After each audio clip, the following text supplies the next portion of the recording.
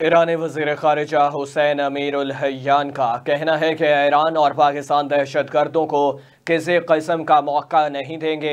ईरानी वज़ीर ख़ारिजा हुसैन अमीरुल-हय्यान पाकिस्तानी हममनसब जलील अब्बास जिलानी के हमरा मुश्तरका प्रेस कॉन्फ्रेंस कर रहे थे।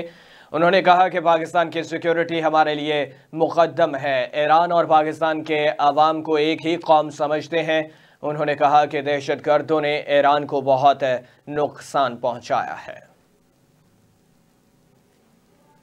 به تروریست ها فرصت و مجال نخواهیم داد که پس از این امنیت دو ملت و دو کشور رو هدف قرار بدن. دعوت رسمی از جناب آقای دکتر رئیسی رئیس جمهور کشورم دریافت کردم که با همکارم جناب آقای جیلانی اتفاق نظر داریم در اولین فرصت با یک دستاورد مشخص و برنامه مناسب شاهد سفر رئیس جمهور اسلامی ایران به کشور دوست و برادر پاکستان باشیم.